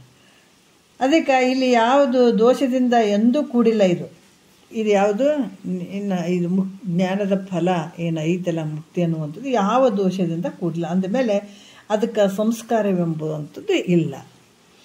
ಈ ಸದಾ ನಿಮಿಷ ಅದಕ್ಕೆ ಇಲ್ಲಿ ಏನು ಹೇಳ್ತಾರ ಅಂತಂದರೆ ಈ ಸದಮಳ ನಿಷ್ಕಳ ವಿಭು ನಿತ್ಯವಾದ ಮೋಕ್ಷವು ತನ್ನನ್ನು ತಾನು ಸದ್ಗುರು ಸತ್ಶಾಸ್ತ್ರಗಳಿಂದ ಅರಿತಿದ್ದಾದರೆ, ಅದಕ್ಕೆ ಇಲ್ಲಿ ಬಹಳಷ್ಟು ವಿಚಾರಗಳನ್ನು ಹೇಳ್ತಾರೆ. ಇದನ್ನು ಈ ವಿಭು ಇದು ಮೋಕ್ಷವು ತನ್ನನ್ನು ತಾನು ಸದ್ಗುರುಗಳು ಮತ್ತು ಸತ್ಶಾಸ್ತ್ರಗಳ ಮುಖಾಂತರ, ಬರೀ ಸದ್ಗುರು ಅಂತ ಅಷ್ಟೇ ಹೇಳಿಲ್ಲ, ಜೊತೆಗೆ ಶ್ರುತಿ ಗುರುಗಳ ಅಂತ ಹೇಳ್ತಾರೆ ಅವರು. ಈ ರೀತಿಯಾಗಿ ಸದ್ಗುರು ಸತ್ಶಾಸ್ತ್ರಗಳಿಂದ ಅರಿತಿದ್ದಾದರೆ ಇದು ತಿಳಿಲಿಕ್ಕೆ ಸಾಧ್ಯ ಅದ ಈ ಜ್ಞಾನ. ನೋಡ್ರಿ, ಈ ಜ್ಞಾನ ಇದರಿಂದ ಅರಿತಿದ್ದಾದರೆ ಲಭಿಸುವುದೇ ಹೊರತು ಕರ್ಮಗಳನ್ನು ಮಾಡ್ತಾ ಹೋದರೆ ಇದು ಪ್ರಾಪ್ತಿಯಾಗಂಗಿಲ್ಲ. ಈ ಜ್ಞಾನ ಅನ್ನುವಂಥದ್ದು ಪ್ರಾಪ್ತಿ ಆಗಂಗಿಲ್ಲ. ಇದು ಯಾವುದ್ರ ಮುಖಾಂತರ ಈ ಜ್ಞಾನ ಪ್ರಾಪ್ತಿ ಆಗ್ತದೆ? ಇಂಥದ್ದೆಲ್ಲ ಯಾವ ವಸ್ತು ಸದಮಳವಾಗಿರುವಂಥದ್ದು, ನಿಷ್ಕಳವಾಗಿರುವಂಥದ್ದು, ವಿಭು ಆಗಿರುವಂಥದ್ದು, ನಿತ್ಯವಾಗಿರುವಂಥ ಮೋಕ್ಷವು ತನ್ನನ್ನು ನನ್ನದಕ್ಕೆ ನೆನೆಯುವುದು ಅನುದಿನ ಉದಯ ಕಾಲದ ಎಚ್ಚರಿಕೆಳು ವಿನುತ ಗುರುಮೂರ್ತಿಯನ್ನು ಉಮೇಶನ ಅಂಗ್ರಿಯನ್ನು ಬಳಿಕ ನಿನ್ನನ್ನು ಸುವಿಚಾರದಿಂದ ನೇಮಕವಾಗಿ ಮನುಜ ನಿನಗಹುದು ಮುಕ್ತಿ ಅಂತ ಹೇಳಿದ್ದಾರೆ. ನಾವೆಲ್ಲವನ್ನ ಮಾಡ್ತೀವಿ, ಅದ್ರ ಜೊತೆಗೆ ನೀವು ಗುರು ಸ್ಮರಣೆಯನ್ನು ಮಾಡು, ಗುರುವಿನ ಸ್ಮರಣೆ ಮಾಡು, ಈ ಬೇಡ ಅನ್ನಂಗಿಲ್ಲ, ಗುರು ಪೂಜೆಯನ್ನು ಮಾಡು. ಆದ್ರೆ ಇಲ್ಲಿ ಪರಮಾತ್ಮನ ಪಾದಕಮಲಗಳನ್ನು ನೆನೆಸು. ಆದ್ರೆ ನಾನು ಇಷ್ಟೇ ಮಾಡಿನಂತ ಕೂಡಬೇಡ, ನಿನ್ನನ್ನು ಸುವಿಚಾರ, ಇಲ್ಲಿ ನಿನ್ನನ್ನು ನೀನು ವಿಚಾರ ಮಾಡ್ಬೇಕು. ನಾನು ಯಾರಿದ್ದೀನಿ ಅನ್ನುವಂಥದ್ದು ಸುವಿಚಾರ ಮಾಡ್ಬೇಕಂತ ಅನ್ನುವಂಥದ್ದು ಭಾಳ ಮುಖ್ಯ. ಆವಾಗ ನೀನು ಮುಕ್ತಿ ಆಗ್ತದೆ ಅಂತ ಹೇಳ್ತಾರೆ. ಅಲ್ಲಿವರೆಗೂ ಇಲ್ಲ. ಅದಕ್ಕೆ ಇಲ್ಲಿ ಕೂಡ ಹೇಳ್ತಾರೆ, ಇಂಥ ಸದಮಳ ನಿಷ್ಕಳ ವಿಭು ನಿತ್ಯವಾದ ಮೋಕ್ಷವು ಇದು ತನ್ನನ್ನು ತಾನು ಇದು ತಿಳ್ಕೊಳ್ಬೇಕಾದ್ರೆ ನೋಡ್ರಿ, ಈ ವಿಭು ನಿತ್ಯವಾದ ಮೋಕ್ಷವು ತನ್ನನ್ನು ತಾನು ಸದ್ಗುರುಗಳು ಮತ್ತು ಸತ್ಶಾಸ್ತ್ರಗಳಿಂದ ಅರಿತಿದ್ದಾದರೆ ಇವೆಲ್ಲ ನಮಗೆ ಸಿಗ್ತದ ಹೊರತಾಗಿ ಕರ್ಮಗಳನ್ನು ಮಾಡ್ತಾ ಹೋದರೆ ಇದು ಯಾವ ಜನ್ಮಕ್ಕೂ ಪ್ರಾಪ್ತಿ ಆಗಂಗಿಲ್ಲ. ಜ್ಞಾನ ಕ್ಲಿಯರಾಗಿ ಹೇಳ್ತಾರೆ ನೋಡ್ರಿ, ಪ್ರಾಪ್ತಿ ಆಗೋದಿಲ್ಲ. ಅದರಿಂದ ಈ ಸ್ವಸ್ವರೂಪ ಸ್ಥಿತಿ ಈ ಲಕ್ಷಣಾತ್ಮಕದಿಂದ ಈ ಮುಕ್ತಿ ಏನಾದ ಕರ್ಮದಿಂದ ಬರುವಂಥದ್ದಲ್ಲ. ನಿನ್ನ ಸ್ವಸ್ವರೂಪದ ಏನಾದಿದು ಈ ಸ್ಥಿತಿ ಬರಬೇಕಾದ್ರೆ ಕರ್ಮದಿಂದ ನಿನ್ನ ಸ್ವಸ್ವರೂಪದ ಸ್ಥಿತಿ ತಿಳಿಯಂಗಿಲ್ಲ. ಅಲ್ಲಿ ಈ ಅವಸ್ಥೆ ಬರಂಗಿಲ್ಲ ನಿನಗೆ. ಸ್ವಸ್ವರೂಪ ಅಲ್ಲಿ ನಿನಗೆ ಅರ್ಥನೂ ಆಗಂಗಿಲ್ಲ. ಹಂಗಾಗಿ ಕರ್ಮದಿಂದ ಇದು ಬರ್ತಕ್ಕಂಥ ಅಲ್ಲ. ಏನೋ ಮೋಕ್ಷ ಅನ್ನುವಂಥದ್ದು, ಮುಕ್ತಿ ಅನ್ನುವಂಥದ್ದು, ಈ ಜ್ಞಾನವನ್ನು ಆಗುವಂಥದ್ದು ಇದು ಕರ್ಮದಿಂದ ಯಾವತ್ತೂ ಆಗಂಗಿಲ್ಲ ಅನ್ನುವಂಥದ್ದು. ಅದರಿಂದ ಕರ್ಮಫಲ ಮತ್ತು ಜ್ಞಾನಫಲ ಇವೆರಡು ಹೆಂಗದಾವ ನೋಡಿದರೆ ಗೊತ್ತಾಯ್ತಲ್ಲ. ಕರ್ಮದ ಫಲ ಹೆಂಗದಾವ, ಜ್ಞಾನದ ಫಲ ಹೆಂಗದಾವ. ಇವೆರಡು ಹೆಂಗದಾವ ಅಂದ್ರೆ ಕತ್ತಲು ಬೆಳಕಿದ್ದಂಗೆ. ಇವು ಕತ್ತಲು ಬೆಳಕಿದ್ದಂಗೆ ಇವೆ ಒಂದಕ್ಕೊಂದು ವಿಲಕ್ಷಣಗಳಾಗಿರುವಂಥದ್ದು. ಅದರಿಂದ ಇವೆರಡು ಸಮುಚ್ಚಯವಾದ ಈ ವಿಲಕ್ಷಣಗಳಾದ ಎರಡೂ ಫಲಗಳನ್ನು ಏಕಕಾಲಕ್ಕೆ ಹೆಂಗೆ ಹೊಂದುತ್ತಾನೆ ಹೇಳ್ರಿ. ಇವೆರಡು ಒಂದ್ರೆ ಇಲ್ರಿ, ಎರಡು ರೀತಿಯಿಂದ ನಮಗೆ ಮೋಕ್ಷ ಆಗ್ತದಂತಂದ್ರೆ ಹೆಂಗಾಗ್ತದೆ? ಕರ್ಮ ಮತ್ತು ಜ್ಞಾನ ಎರಡು ಕೂಡಿದ ಮೋಕ್ಷ ಹೆಂಗಾಗ್ತದೆ? ಇಲ್ಲಿ ತೊಗೊಂಡು ಬಿಡ್ತಾರೆ ಮಹಾತ್ಮರು. ಹೆಂಗಾಗ್ತದೆ? ಅದು ಕತ್ತಲಿದ್ದಂಗೆ ಇದು ಬೆಳಕಿದ್ದಂಗೆ. ಅದ್ರ ಫಲನೇ ಬೇರೆ ಅದಾವೆ, ಇದ್ರ ಫಲನೇ ಬೇರೆ ಅದಾವೆ. ಜ್ಞಾನದ ಫಲನೇ ಬೇರೆ ಅದ, ಕರ್ಮದ ಫಲನೇ ಬೇರೆ ಅದಾವ. ಇವೆರಡು ಸಮುಚ್ಚಯ ಹೆಂಗೆ ಹೊಂದುತ್ತಾವ? ಕತ್ತಲು ಬೆಳಕಿದ್ದಂಗೆ ಅದಾವ. ಅದಕ್ಕೆ ಹೆಂಗೆ ಹೊಂದುತ್ತದೆ? ಇದು ಎಂದಿಗೂ ಆಗದು. ಈ ರೀತಿ ಈ ಅಧಿಕಾರಿ ಹೇತು ಸ್ವರೂಪ ಕಾರ್ಯ ಫಲಗಳಿಂದ ವಿಲಕ್ಷಣಗಳಾಗಿರುವಂಥದ್ದು ಕರ್ಮ ಜ್ಞಾನಗಳೆರಡಕ್ಕೂ ಸಮುಚ್ಚಯವನ್ನು ಹೇಳುವವನು. ಅಂದ್ರೆ ಕರ್ಮ ಜ್ಞಾನ ಎರಡರಿಂದನೂ ಮೋಕ್ಷ ಆಗ್ತದಂತ ಯಾರು ಹೇಳ್ತಾರ, ಅರ್ಧ ಉತ್ಸರು ಅಂತ ಹೇಳಿರುವಂಥದ್ದೇ ಸತ್ಯ ಅಂತ ಹೇಳ್ತಾರೆ ಅವರು. ಎರಡರಿಂದ ಮೋಕ್ಷ ಆಗ್ತದೆ ಅದು ಭಾಳ ಸುಳ್ಳದು. ಆ ಥರ ಏನಾದರೂ ಹೇಳ್ತಾ ಇದ್ರಪ್ಪ ಅಂತಂದ್ರೆ ಅವರು ಅರ್ಧ ಉತ್ಸರು ಅಂತ ಹೇಳುವಂಥದ್ದೇ ಅದೇ ಸತ್ಯ ಅನ್ನಿಸ್ತದ ಅಂತ ಕೂಡ ಹೇಳ್ತಾರೆ. ಮತ್ತು 6ನೇ ನುಡಿಯಲ್ಲಿ ಹೇಳ್ತಾರೆ, ಜ್ಞಾನದಿಂದ ಅಜ್ಞಾನವು ನಿವೃತ್ತಿ ಆಗುವಂತೆ ಕರ್ಮದಿಂದಾದರೂ ಅಜ್ಞಾನವು ನಾಶ ಆಗುವುದೆಂದು ಶಂಕೆಯನ್ನು ಮಾಡಿದರೆ, ಅಂದ್ರೆ ಜ್ಞಾನದಿಂದ ಅಜ್ಞಾನ ನಿವೃತ್ತಿ ಆಗ್ತದೆ, ಅದ್ರಂಗೆ ಕರ್ಮದಿಂದಾದ್ರೆ ಅಜ್ಞಾನ ನಾಶ ಆಗ್ಬಹುದಲ್ಲ ಅಂತ ಏನಾದರೂ ಶಂಕೆ ಮಾಡಿದ್ರೆ ಕರ್ಮವು ಅಜ್ಞಾನಕ್ಕೆ ಸಹಕಾರಿಯಾಗ್ಯದ ಹೊರ್ತು ವಿರೋಧ ಅಲ್ಲ.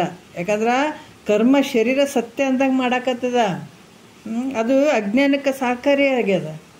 ಅದಕ್ಕೆ ಇಲ್ಲಿ ಹೇಳ್ತಾರಲ್ಲ, ಕರ್ಮ ಶರೀರ, ಶರೀರ ಕರ್ಮ, ಶರೀರ ಕರ್ಮ ಶರೀರ. ಯಾಕಂದರೆ ಕರ್ಮದಿಂದ ಶರೀರ ಬರುವಂಥದ್ದು, ಶರೀರದಿಂದ ಕರ್ಮ ಮಾಡುವಂಥದ್ದು, ಕರ್ಮದಿಂದ ಶರೀರ ಬರುವಂಥದ್ದು, ಹಿಂಗೆ ಎರಡು ಈ ರೀತಿಯಾಗಿರುವಂಥದ್ದು. ಅದಕ್ಕೆ ಇದು ಅಜ್ಞಾನಕ್ಕೆ ಸಹಕಾರಿಯಾಗ್ಯದ ಹೊರತು ವಿರೋಧ ಇಲ್ಲ. ಅದರಿಂದ ಕರ್ಮದಿಂದ ಅಜ್ಞಾನವು ನಿವೃತ್ತಿ ಆಗಂಗಿಲ್ಲ ಅಂತ ಕೂಡ ಹೇಳ್ತಾರೆ.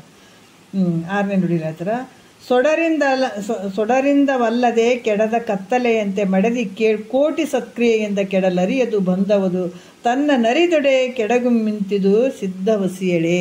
ನೋಡ್ರಿ ಎಷ್ಟು ಅದ್ಭುತವಾಗಿ ಹೇಳ್ತಾರೆ. ಅದಕ್ಕೆ ನಿಜಗುಡ್ರ ಶಾಸ್ತ್ರ ನೋಡ್ರಿ ಕೇಳ್ಕೊಂಡು ಸುಮ್ಮ ಆನಂದವಾಗಿರುವಂಥದ್ದು. ಎಷ್ಟು ನಮ್ಗೆ ಊಟಕ್ಕೆ ಹೊಟ್ಟೆ ತುಂಬುವಷ್ಟು ಎಷ್ಟು ಬೇಕು ಅಷ್ಟು ಮಾತ್ರ ಇದ್ರಲ್ಲಿ ತುಂಬ ಚೆನ್ನಾಗಿ ಕೊಟ್ಟಿದ್ದಾರೆ. ನಾವಿನ್ನೂ ಬೇಕು ಅಂತಂದ್ರೆ ಮತ್ತು ಬೇರೆ ಎಲ್ಲ ನಾವು ಇದೆಲ್ಲ ತಿಳ್ಕೊಂಡು ಹೊಟ್ಟೆ ತುಂಬಿದ ಮೇಲೆ ಸ್ವಲ್ಪ ಬೇರೆ ಕಡೆ ನೋಡ್ಬೇಕಪ್ಪ ಅಂತ ನಾವು ಬೇರೆ ವಿಚಾರಗಳು ಮಾಡ್ಬೋದು. ಬಟ್ ಅಲ್ಲಿ ಮಟ್ಟ ಮಾತ್ರ ಭಾಳ ಅದ್ಭುತವಾದಂಥ ವಿಚಾರಗಳನ್ನು ನಿಜಗುಂಡ್ರು ಹೇಳಿದ್ದಾರೆ ನಮಗೆ. ಎಷ್ಟು ಸಾಧ್ಯ ಆಗ್ತದೆ ಹೊಟ್ಟೆ ತುಂಬಕ್ಕೆ ಅಷ್ಟು ಅಡುಗೆ ಮಾಡಿಟ್ಟಿದ್ದಾರೆ ಅವರು. ನಮಗೆ ನಮ್ಮ ಸ್ವಸ್ವರೂಪ ಸ್ಥಿತಿ ತಿಳ್ಕೊಂಡು ನಾವು ಆನಂದವಾಗಿ ಇನ್ನೂ ಬೇಕಾದರೆ ಬೇರೆ ಏನಾದರೂ ತಿಳಿಬೋದ್ರೆ ಇದು ಸ್ವಸ್ವರೂಪ ಸ್ಥಿತಿಯನ್ನು ತಿಳ್ಕೊಂಡು ಇಂಥ ಆನಂದದಲ್ಲಿ ನಾವು ಬೇರೆ ನೋಡ್ಕೊಳ್ಬೋದು. ಇಲ್ಲ ಅಂತಿಲ್ಲ, ನೋಡಬಾರ್ದು ಅಂತಲ್ಲ, ಆಮೇಲೆ ಬೇಕಾದ್ರೆ ನೋಡ್ಬೋದು. ಆದರೆ ಇದು ಮಾತ್ರ ಎಲ್ಲ ವಿಚಾರಗಳನ್ನು ನಮ್ಮ ಸ್ವಸ್ವರೂಪ ಸ್ಥಿತಿಗೆ ತಿಳ್ಕೊಳ್ಳಿಕ್ಕೆ ಏನೇನು ಬೇಕು ಅದೆಲ್ಲವನ್ನು ಭಾಳ ಅದ್ಭುತವಾಗಿ ತಿಳಿಸಿದ್ದಾರೆ ನಿಜಗುಂಡ್ರು. ಏನು ಹೇಳ್ತಾರೆ, ಸೊಡರಿಂದವಲ್ಲದೆ ಕೆಡದ ಕತ್ತಲೆಯಂತೆ. ಇಲ್ಲಿ ಸೊಡರು ಅಂದರೆ ದೀಪದ ಹೊರತು ಈ ಕತ್ತಲೆ ನಾಶ ಆಗ್ತದೇನಂದ್ರೆ ಎಂದೂ ಆಗಂಗಿಲ್ಲ. ನಾವು ಕೆಲವೊಂದು ದೃಷ್ಟಾಂತಗಳು ಕೂಡ ಹೇಳುತ್ತೀವಲ್ಲ, ಮಧ್ಯೆ ಬರ್ತಾವೆ. ಯಾಕಂತಂದ್ರೆ ಒಬ್ಬ ವ್ಯಕ್ತಿ ಕತ್ತಲು ಕಳಿಬೇಕಂತ ಭಾಳಷ್ಟು ಮಾಡ್ದ. ಒಂದು ರೂಮಲ್ಲಿ ಹಾಕ್ಕೊಂಡು ಒಂದು 10 ಗಂಟೆಯಿಂದ ರಾತ್ರಿ 10 ಗಂಟೆಯಿಂದ ಶುರು ಮಾಡಿದ. ಎಷ್ಟು ಒಂದು ಪೂಜೆಯನ್ನು ಮಾಡಿದ, ಜಪ ತಪಗಳನ್ನು ಮಾಡಿದ, ಪೂಜೆಯನ್ನು ಮಾಡಿದ, ಎಲ್ಲ ಇಟ್ಕೊಂಡು ಅದು ಏನೇನು ಪೂಜೆ ಮಾಡ್ಬೇಕಾಗಿದೆ ಎಲ್ಲ ಮಾಡಿದ. ಕತ್ತಲು ಒಯ್ತೇನೂ ಹೋಗಲಿಲ್ಲ. ಜಪ ಮಾಡಿದ ಕತ್ತಲು ಒಯ್ತೇನೂ ಇಲ್ಲ. ತಪಸ್ಸು ಮಾಡಿದ ಕತ್ತಲು ಒಯ್ತೇನೂ ಹೋಗಲಿಲ್ಲ. ಯೋಗಾದಿಗಳನ್ನು ಮಾಡಿದ ಕತ್ತಲು ಒಯ್ತೇನೂ ಹೋಗಲಿಲ್ಲ. ಯಜ್ಞ ಯಾಗಾದಿಗಳನ್ನು ಮಾಡಿದ ಹೋಯ್ತೇನೂ ಕತ್ತಲು ಹೋಗಲಿಲ್ಲ. ಸಾಕಾಗಿಬಿಡ್ತು. 4 ಗಂಟೆ ಆಯಿತು. ಒಂದು ಬಡಿಗೆ ತೊಗೊಂಡು ಹೊಡ್ಯಕ್ಕೆ ಶುರು ಮಾಡಿದ, ಕತ್ತಲು ಹೋಯ್ತೇನಾದ್ರೂ ಹೋಗಲಿಲ್ಲ. ಅಲ್ಲಿ ಒಬ್ಬ ಆಪ್ತ ಪುರುಷ ಹೋಗ್ತಾ ಇದ್ದ, ಯಾಕೋ ಶಬ್ದ ಆಗ್ತದಲ್ಲ, ಒಳಗಡೆ ಬಂದು ನೋಡ್ತಾನ, ಆತ ಬಡಿಗೆ ತೊಗೊಂಡು ಕತ್ತಲಿಗೆ ಹೊಡಿತಾ ಇದ್ದಾನೆ. ಯಾಕೆ ಹೊಡಿತಿ, ಏನು ಮಾಡಕತ್ತಿ ಅಂದ್ರೆ, ಕತ್ತಲನ್ನು ಕಳಿಬೇಕಂತ ರಾತ್ರಿಯಿಂದ ಶುರು ಮಾಡಿದ್ದೀನಿ, ಕತ್ತಲಿಗೆ ಹೋಗ್ತಾ ಇಲ್ಲ ಅಂತ ಹೇಳಿದಾಗ, ಅದು ಯಾಕೆ ಹಂಗೆ ಮಾಡ್ತೀಯೋ, ಒಂದು ಕಡ್ಡಿ ತೊಗೊಂಡು ಬಾ ಅಂತ ಹೇಳ್ಬಿಟ್ಟು ಅಲ್ಲೇ ದೀಪ, ಆ ಕಡ್ಡಿಯನ್ನು ಕೊರೆದು ಅಲ್ಲಿ ದೀಪ ಹಚ್ಚಿದಾಗ ಕತ್ತಲು ತಕ್ಷಣದಲ್ಲೇ ಹೋಯ್ತಂತ. ಹಾಗಾಗಿ ಇಲ್ಲಿ ಕೂಡ ಈ ದೀಪದ ಪ್ರಕಾಶದ ಹೊರತು ಅನ್ಯ ಉಪಾಯಗಳಿಂದ ಕತ್ತಲೆ ಹೇಗೆ ಕೆಡೋದಿಲ್ಲವೋ ಹಾಗೆ ತನ್ನ ಸ್ವಸ್ವರೂಪದ ಜ್ಞಾನದ ಹೊರತು ಅನ್ಯ ಅಸಂಖ್ಯಾತ ಕರ್ಮಗಳನ್ನು ಮಾಡು. ಅದಕ್ಕೆ ನಾವೆಲ್ಲ ಬರೀ ಕರ್ಮ ಮಾಡ್ಕೊತ ಬಂದದಕ್ಕೆ ಈ ಶರೀರ ಬಂದದ. ಏನು ಈ ಕರ್ಮಗಳು ಏನು ಅದಾವಲ್ಲ, ಈ ಕರ್ಮಗಳನ್ನು ಮಾಡ್ಕೊಂಡು ಬಂದದಕ್ಕೆ ನಮಗೆ ಈ ಶರೀರ ಮತ್ತೆ ಬಂದಿದೆ. ಮತ್ತಿದೇ ಕರ್ಮವನ್ನು ಮಾಡ್ಕೊತ ಹೋದ್ರೆ ಬೆಂಕಿಗೆ ಏನು ಸುಟ್ಟು ಗಾಯಕ್ಕೆ ಮತ್ತೊಂದಿಟ್ಟು ಬೆಂಕಿ ಹಾಕಿದಂಗಿದು. ಅದಕ್ಕೆ ಮಹಾತ್ಮರು ಹೇಳ್ತಾರೆ ಇಲ್ಲಿ, ಜನ್ಮ ಒಂದೇ ವಿಚಾರದಾಗ ಹೇಳಿದ್ದಾರೆ. ನಾವು ಅರ್ಥ ಮಾಡ್ಕೋಬೇಕು. ಇವೆಲ್ಲ ಪದ್ಧತಿ ಒಳಗೆ ಹೇಳ್ತಾರಲ್ಲ, ಕಪಟ ಒಳಿದು ಕೋಟಿ ಜಪವನ್ನೆಸಗಿ ಬಲು ತಪವನ್ನೇ ಮಾಡಿ ತತ್ವದ ಉಪದೇಶ ಒಡೆಯದೆ ತೋರದಯ್ಯ ತೋರದ ಸುಖ ತೋರದ. ಎಷ್ಟು ಅದ್ಭುತವಾಗಿ ಹೇಳಿದ್ದಾರೆ ನಿಜಗಳು. ಆಗಮ ನಿಗಮ ನೋಡ್ರಿ, ಎಲ್ಲಿ ಆಗಮ ಪುರಾಣ ವೇದ ಪುಗದೋಳು ವಿಧಿಸಿದ ಯಾಗ ದಾನ ಜಪ ನೀತಿ ಯೋಗ ಪೂಜಾದಿಗಳು ತನಗೆ ಜ್ಞಾನೋದಯ ಮಾತ್ರವಾಗಲ್ ಅದರೊಳು ಕೋಟಿ ಭಾಗಿಗಳು ಒಂದಕ್ಕೆ ಸಮವಾಗುತ್ತಿರುವುದರಿಂದ ಅಂತ ಹೇಳಿದಾಗ ನಮ್ಮ ಕರ್ಮ ಮಾಡಕ್ಕೆ ಹೆಂಗ್ರಿ ಮನಸ್ಸು ಬರ್ತದೆ? ಆಗಮದಲ್ಲಿ ಹೇಳಿದಂಥದ್ದು ಆಗಮ ಪುರಾಣ ವೇದ ಪುಗದೋಳು ವಿಧಿಸಿದ. ಆಗಮದಲ್ಲಿ ಹೇಳಿದಾರ, ಪುರಾಣದಲ್ಲಿ ಹೇಳಿದಾರ, ಆಗಮ ಪುರಾಣ ವೇದದಲ್ಲಿ ಈ ಸಮೂಹಗಳಲ್ಲಿ ಎಲ್ಲ ಹೇಳಿದಾರ ಕರ್ಮದ ಬಗ್ಗೆ. ಏನು ಹೇಳಿದಾರ? ಯಾಗ ಜಪ ನೀತಿ ಯೋಗ ಪೂಜಾದಿಗಳು ಎಲ್ಲನೂ ಹೇಳಿದಾರ. ಯಾಗ ಅದಕ್ಕೆ ಹೇಳ್ತಾರ ಇಲ್ಲಿ, ಜಪ ಯೋಗ ಎಲ್ಲನೂ ಹೇಳಿದಾರ. ಅದ್ರ ಅವು ಎಷ್ಟು ನೀ ಜನ್ಮಾಂತರದಲ್ಲಿ ಮಾಡ್ಕೊತ ಬಂದರೂ ಕೂಡ ಅಲ್ಲಿ ಈ ಜ್ಞಾನ ಆಯ್ತಂದ್ರೆ ಆ ಜ್ಞಾನದಲ್ಲಿ ಕೋಟಿ ಭಾಗ ಅಂದರೆ ಒಂದು ಕೋಟಿ ಭಾಗದಲ್ಲಿ ಒಂದು ಸಣ್ಣ ಭಾಗಕ್ಕೆ ಸಮ ಅಂತ. ಎಷ್ಟೇ ಜನ್ಮಗಳನ್ನು ಮಾಡ್ಕೊಂಬ, ಈ ಹುಟ್ಟಿನಿಂದ ನೀ ಸಾಯೋವರೆಗೂ ಮಾಡೋ ಕರ್ಮ, ಆದ್ರೆ ಜ್ಞಾನ ಅಳವಡಂಗಿಲ್ಲ. ಜ್ಞಾನಕ್ಕೆ ಅದು ಇಲ್ಲಿ ಮುಕ್ತಿ ಆಗಂಗಿಲ್ಲ, ಕರ್ಮದಿಂದ ಮುಕ್ತಿ ಆಗಂಗಿಲ್ಲ. ಅದಕ್ಕೆ ಅವ್ರು ಒಂದು ವಿಷಯ ಹೇಳಿದರು, ಕಪಟ ಒಳಿದು ಕೋಟಿ ಜಪವನ್ನೆಸಗಿ ಬಲು ತಪವನ್ನೇ ಮಾಡಿ ತತ್ವದ ಉಪದೇಶ ಹೊಡೆಯೋದು. ಮತ್ತು ನಮಗೆ ಭಾಳ ಪಾಪ ಐತ್ರಿ, ಹಿಂದಿನ ಜನರಿಗೆ ಎಷ್ಟು ಪಾಪ ಮಾಡಿವೇನು. ಅದಕ್ಕೆ ಒಂದೊಂದು ಪಾಪ ಕಡ್ಕೊಳಕ್ಕೆ ನಾ ಹರಿದ್ವಾರಕ್ಕೆ ಹೋಗ್ತೀನಿ ರೀ, ಅಲ್ಲಿ ಹೋಗ್ತೀನಿ ರೀ, ಇಲ್ಲ ಹೋಗ್ಬಾರ್ದಂತಲ್ಲ. ನಿಮ್ಗೆ ಶಕ್ತಿ ಇದ್ರೆ, ರೊಕ್ಕ ಇದ್ರೆ, ರೂಪಾಯಿ ಇದ್ರೆ ಆರಾಮ್ ತಿರುಗಾಡ್ಬೋದು, ಆದ್ರೆ ಮೋಕ್ಷ ಆಗ್ತಂತ ಹೋಗೋದು ಬೇಡ. ಅವ್ರು ಹೇಳುವಂಥದ್ದು ಒಂದು ಉದ್ದೇಶ, ತಿರುಗಾಡ್ಬೇಡ್ರಿ ಅಂತ ಹೇಳಿಲ್ಲ. ನೀವೆಲ್ಲ ರೊಕ್ಕ ಇತ್ತು, ನಿಮ್ಮ ಮೈಯಾಗ ಶಕ್ತಿ ಇತ್ತು ಅಂದ್ರೆ ಎಲ್ಲ ಕಡೆ ತಿರುಗಾಡ್ರಿ, ಬೇಡ ಅನ್ನಂಗಿಲ್ಲ. ಆದ್ರೆ ಮುಕ್ತಿ ಆಗ್ತದ ಅಥವಾ ನಮ್ಗೆ ಎಲ್ಲ ಪಾಪಗಳನ್ನು ಕಳ್ಕೊಂಡ್ಬಿಡ್ತೀವಿ ಅಂತ ಹೋಗ್ಬೇಡ್ರಿ ಅಂತಾರೆ ಅವರು. ಎಲ್ಲ ಪಾಪ ಕಳೆಯಂಗಿಲ್ಲ. ನೀವು ಒಂದೊಂದು ಯಾತ್ರೆಗೆ ಹೋದ್ರೆ ಒಂದೇ ಪಾಪ ಕಳೀತದ, ಆದ್ರೆ ನೀ ಮಾಡಿದಂಥ ಪಾಪ ಬೆಟ್ಟದಷ್ಟು ಐತೆ. ಮತ್ತು ಹೆಂಗೆ ಕಳ್ಕೊಳ್ಳವ ನೀನು ಆ ಪಾಪನ? ಈ ಪಾಪ ಹೋಗೋರಿಗೆ ಜ್ಞಾನ ಅಳವಡಂಗಿಲ್ಲ. ಹೆಂಗೆ ಮಾಡೋದೀಗ? ಎಲ್ಲ ತೀರ್ಥಯಾತ್ರೆಗೆ ಈ ಜನ್ಮದಾಗ ಆಗ್ತದನ್ನು ಎಲ್ಲ ತೀರ್ಥಯಾತ್ರೆಗೆ ಹೋಗಕ್ಕೆ ಅಷ್ಟು ಬೆಟ್ಟದಷ್ಟು ಬಿದ್ದಷ್ಟು ಪಾಪವನ್ನು ನಾವೆಲ್ಲ ಯಾತ್ರೆಗಳನ್ನು ತಿರುಗಿ ಕಳ್ಕೊಳಕತ್ತದ. ಈ ಜನ್ಮದಾಗ ಎಷ್ಟು ಜನ್ಮಗಳು ಎತ್ತಿ ಬರ್ಬೇಕಾಗ್ತದೆ. ನಾವು ಬೆಟ್ಟದಷ್ಟು ಪಾಪವನ್ನು ಬಿದ್ದದಲ್ಲ, ಆ ಪಾಪವನ್ನು ನಾವು ಕಳ್ಕೊಳ್ಬೇಕಾದಾಗ ನಾವು ಎಲ್ಲೋ ಹೋಗ್ತೀವಿ ಮಾಡ್ತೀವಿ ಅಂತ ಅಲ್ಲಿ ಹೋಗಿ ಪಾಪವನ್ನು ಕಳ್ಕೊತೀವಿ, ಎಲ್ಲ ಪಾಪವನ್ನು ಕಳ್ಕೊಳ್ತೀವಿ ಅನ್ನೋದು ಶುದ್ಧವಾದಂಥ ತಪ್ಪು. ಮತ್ತು ಮುಕ್ತಿಯನ್ನು ಪಡ್ಕೊಳ್ತೀವಿ ಅನ್ನುವಂಥದ್ದು ಕೂಡ ಶುದ್ಧವಾದ ತಪ್ಪು. ಆದರೆ ಇಲ್ಲೇನಾಗ್ತದೆ ಅಂತಂದ್ರೆ, ಅಂಥ ಒಂದು ಬೆಟ್ಟದಷ್ಟು ಸಂಚಿತ ಕರ್ಮದಲ್ಲಿ ಏನು ಪಾಪ ಐತಲ್ಲ ಅದು ಸುಡುವಂಥದ್ದು. ನಿನ್ನ ಅದರಲ್ಲಿ ಎಷ್ಟು ಪಾಪ ಅದು ಒಂದೇ ಸಲಕ್ಕೆ ಸುಡುವಂಥದ್ದು ಯಾವುದು ಅಂತಂದ್ರೆ, ಅದಕ್ಕೆ ತನ್ನುವ ದಂಡಿಸಬೇಡ, ಮನವ ನಿಲ್ಲಿಸಬೇಡ, ಧನವ ನೀಗಿರಬೇಡ, ಮನೆ ಮಾರು ದೊರೆದು ವನವಾಸ ಬೇಡ, ತನಗಿನಿತು ತತ್ವಜ್ಞಾನ ಸಂಜನಿಸಲ್ ಅಘವೆಲ್ಲವೂ ಕೆಡಿಪುದು ಅದರಿಂದ. ಎಷ್ಟು ಅದ್ಭುತ ಐತೆ ನೋಡ್ರಿ ಇದು. ನಿನಗೆ ಒಂದು ಸಲ ಜ್ಞಾನ ಆಯ್ತಂದ್ರೆ ನೀನು ಎಷ್ಟೋ ಜನ್ಮದಾಗ ಮಾಡಿದಂಥ ಪಾಪದ ರಾಶಿ ಒಂದು ಸಲಕ್ಕೆ ಸುಟ್ಟು ಭಸ್ಮ ಆಗಿಬಿಡ್ತದೆ ಅಂತಾರೆ ಅವರು.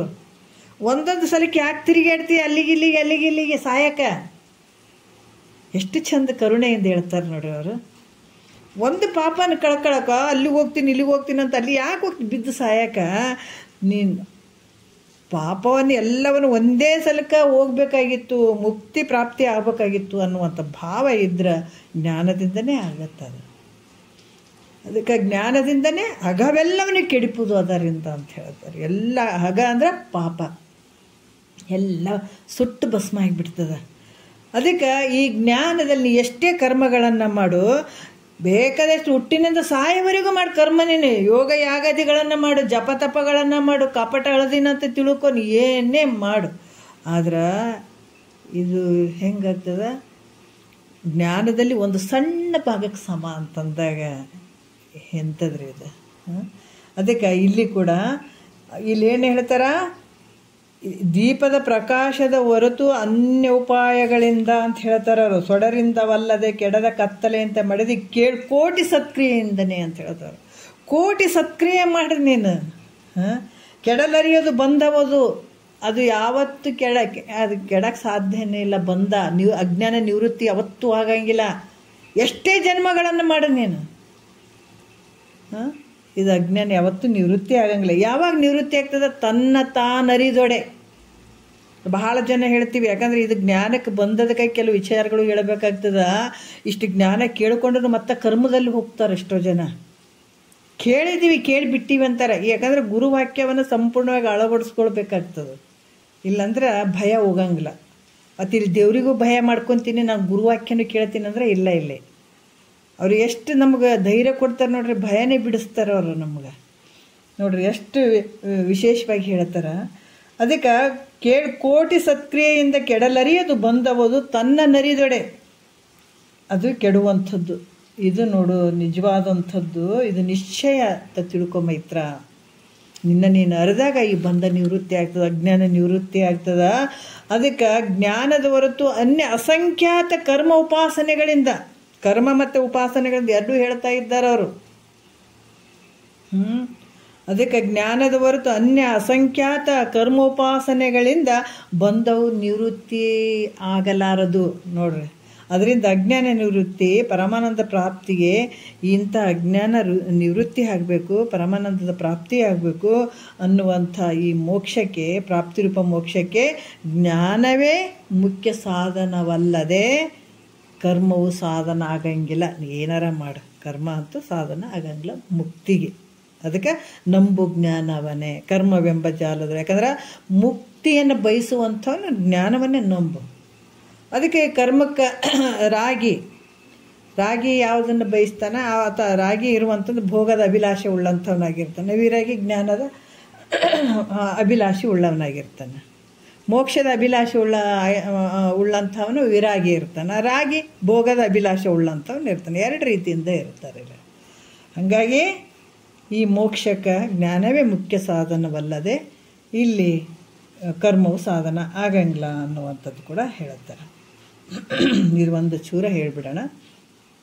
7ನೇ ನುಡಿಯಲ್ಲಿ ಕೊರಡಿನ ಚೋರ ಭೀತಿಯು ಮದ್ದುಗುಡಿದೊಡೆ ಪರಿಯುವುದೇ ಅಲ್ಲದೆ ಇಳೆಯೋಳು ಪರಿಭವ ಕಾರಣ ವಿದ್ಯೆ ಕೆಡದು ತನ್ನ ಪರಿಯ ನರಿಯದೆ ಸತ್ಕ್ರಿಯೆಯಿಂದ ಅಂತ ಹೇಳ್ತಾರೆ. ಕೊರಡಿನಂದ್ರೆ ಮೋಟು ಮರದ, ಚೋರ ಅಂದರೆ ಕಳ್ಳನ ಭೀತಿ, ಭಯ, ಇಳೆಯೋಳು ಜಗತ್ತಿನಲ್ಲಿ. ನೋಡ್ರಿ, ಇದು ಭಾಳ ಅದ್ಭುತವಾಗಿ ಹೇಳ್ತಾರೆ. ಸಾಯಂಕಾಲ ನಾವು ಹೋಗಬೇಕಾದಾಗ ಆ ಸಮಯದಲ್ಲಿ ಸಾಯಂಕಾಲ ಆ ಕಡೆ ಪೂರ್ತಿ ಬೆಳಕಲ್ಲ, ಈ ಕಡೆ ಪೂರ್ತಿ ಕತ್ತಲಲ್ಲ. ಅಂಥ ಸಮಯದಲ್ಲಿ ನಾವು ಹೋಗ್ಬೇಕಾದಾಗ ಒಂದು ಮೋಟು ಮರ ಕಾಣಿಸ್ತದೆ. ನಾವೆಲ್ಲರೂ ಹೊಲಕ್ಕೆ ಹೋಗಿ ಬರಾಗ ಕೆಲವು ದಾರಿಯಲ್ಲಿ ನಡೀತಾ ಬರಬೇಕಾದಾಗ ಗೊತ್ತಾಗ್ತವೆ. ಗಾಡಿ ಪಡಿದಾಗ ಅಂತಲ್ಲ, ನಡೀತಾ ಹೊಲದಿಂದ ಮನೆಗೆ ಬರಬೇಕಾದಾಗ ದಾರಿಯಲ್ಲಿ ಅಲ್ಲಿ ಒಂದು ಮೋಟು ಮರ ಇರ್ತದೆ. ಸ್ವಲ್ಪ ಅಯ್ಯೋ ಯಾರೋ ನಿಂತಾರಪ್ಪ, ಭಯ ಆಗಕತ್ತದ ಅನ್ನುವಂಥ ಭಾವ ಬರ್ತದೆ.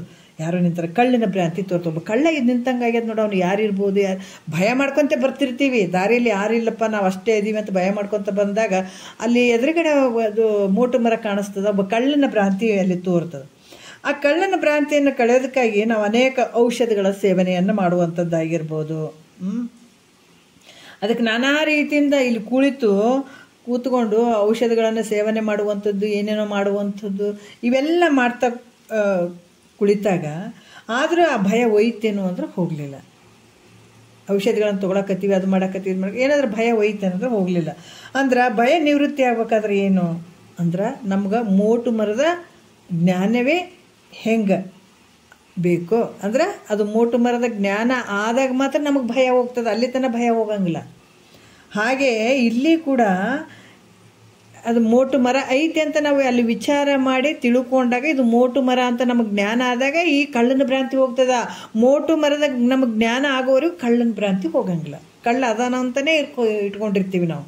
ಯಾವಾಗ ಮೋಟು ಮರದ ಜ್ಞಾನ ಸ್ಪಷ್ಟತೆ ನಮ್ಗೆ ಅರ್ಥ ಆಯಿತು, ಓ ಅಲ್ಲ ಅದು ಮೋಟು ಮರ ಐತೆ, ನಾವು ಕಳ್ಳ ಅಂತ ತಿಳ್ಕೊಂಡಿದ್ವಿ, ಅದು ಅಲ್ಲ ಮೋಟು ಮರನೇ ಐತೆ. ಅದು ಕಳ್ಳ ಇದ್ರೆ ಆ ಕಡೆ ಚಲನತ್ವದಿಂದ ಕೂಡ್ತದೆ, ಅದು ನಿಂತಲ್ಲೇ ನಿಂತದಂತ ಸ್ವಲ್ಪ ವಿಚಾರ ಮಾಡಿ ನೋಡಿ ನಿಂತು ಅದನ್ನು ನೋಡಿ ತಿಳ್ಕೊಂಡು, ಓ ಇಲ್ಲ ಇದು ಮೋಟು ಮರನೇ ಐತೆ, ಕಳ್ಳ ಅಲ್ಲ ಅನ್ನುವಂಥದ್ದು ನಮಗೆ ಸ್ಪಷ್ಟ ಆದಾಗ ಈ ಕಳ್ಳನ ಭ್ರಾಂತಿ ಹೋಗ್ಬಿಡ್ತದೆ ನೋಡ್ರಿ. ಅದ್ರಂಗ ಇಲ್ಲಿ ಕೂಡ ಜ್ಞಾನವೇ ಹೆಂಗೆ ಬೇಕೋ ಹಾಗೆ ನೋಡ್ರಿ, ಮೋಟು ಮರದ ಜ್ಞಾನವೇ ಬೇಕು. ಈ ಭಯ ನಿವೃತ್ತಿ ಆಗ್ಬೇಕಾದ್ರೆ ಮೋಟು ಮರದ ಒಂದು ಜ್ಞಾನವೇ ಹೆಂಗೆ ಬೇಕೋ ಹಾಗೆ ಜನನ ಮರಣಾದಿಗಳಿಗೆ ಕಾರಣವಾದಂಥ ಅಜ್ಞಾನವು ಅಂದ್ರೆ ಈ ಜನನ ಮರಣಕ್ಕೆ ಕಾರಣವಾಗಿರುವಂಥದ್ದು ಯಾವುದು? ಅಜ್ಞಾನ. ಇದು ನಿವೃತ್ತಿ ಆಗಬೇಕಾದ್ರೆ ಜ್ಞಾನವೇ ಆಗಬೇಕಾಗ್ತದೆ. ಜ್ಞಾನದ ಹೊರತು ಅನ್ಯ ಸತ್ಕರ್ಮಗಳನ್ನು ಎಷ್ಟು ಮಾಡಿದರೂ ಕೂಡ ಅದು ನಿವೃತ್ತಿ ಆಗಂಗಿಲ್ಲ. ಬೇಕಾದಷ್ಟು ಸತ್ಕರ್ಮಗಳನ್ನು ಮಾಡೀನಿ ಅಂದರೂ ಕೂಡ ಅದು ಅದರಿಂದ ನಿವೃತ್ತಿ ಆಗಂಗಿಲ್ಲ. ಅಜ್ಞಾನ ಅನ್ನುವಂಥದ್ದು ನಿವೃತ್ತಿ ಆಗಂಗಿಲ್ಲ ಅನ್ನುವಂಥ ಭಾವ. ಮತ್ತು ನಾವು ಮುಂದಿನ 8ನೇ ನುಡಿಯಿಂದ ನಾಳೆ ಮಾತಾಡೋಣ. ಒಂದೆರಡು ಮಾತು ಗುರುಗಳ ಪಾದಕ್ಕೆ ಅರ್ಪಿಸಿ ಹರ ಓಂ.